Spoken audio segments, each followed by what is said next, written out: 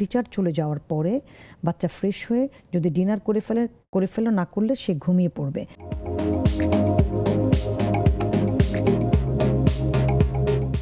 Minimum 5 দিন। আচ্ছা, আর ঘুমের পরিমাণ যদি আমরা বলতে চাই তাহলে কতক্ষণ ঘুমোলে বা কখন থেকে এই সময়টা যদি নির্ধারণ করে দেন? ডেল্টা স্লিপ তো রাত 9টা থেকে রাত 2টা বলে, এটা এখনকার প্রেক্ষাপটে পসিবল না। আমি স্টুডেন্টদেরকে যেমন বলি যারা মেডিকেলে পড়ে বুয়েটে পড়ে তাদের জন্য কিন্তু 5 ঘন্টা থেকে 6 ঘন্টা ঘুম ফিক্সড করতে হয়, তাদের প্রচণ্ড ব্রেন ওয়ার্ক। সো তারা আসলে চাইলেও 8 ঘন্টা পারবে না, তাদের পড়ালেখার প্রেশারের জন্য পারবে না, তারা 5 থেকে 6 ঘন্টা ফিক্সড করবে।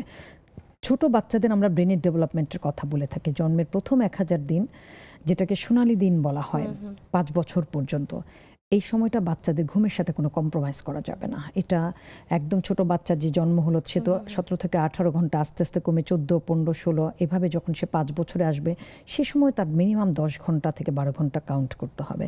দেন যারা কিশোর কিশোরী আছে ডেফিনেটলি 8 ঘন্টা। অ্যাডাল্ট মানুষ কাজের অত প্রেশার নাই, অবভিয়াসলি 8 ঘন্টা। প্রেগনেন্ট উইমেন, ল্যাকটেটিং মা, অর্থাৎ বডির কন্ডিশন অনুযায়ী যারা আছে 8 ঘন্টা ঘুমের কথা তো বলি।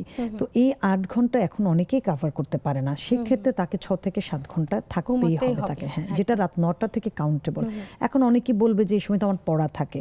তো আমরা যখন দেখি স্টুডেন্টরা তারা ধরেন স্কুল করলো, দুপুর 1টা পর্যন্ত স্কুল, বাসায় আসলো, ফ্রেশ হলো, লাঞ্চ করলো, আবার হয়তো একটু রেস্ট করলো, তারপর তাদের পরপর টিচারই থাকে রাত 9টা 10টা পর্যন্ত। টিচার যাওয়ার পরে সে পড়তে বসে।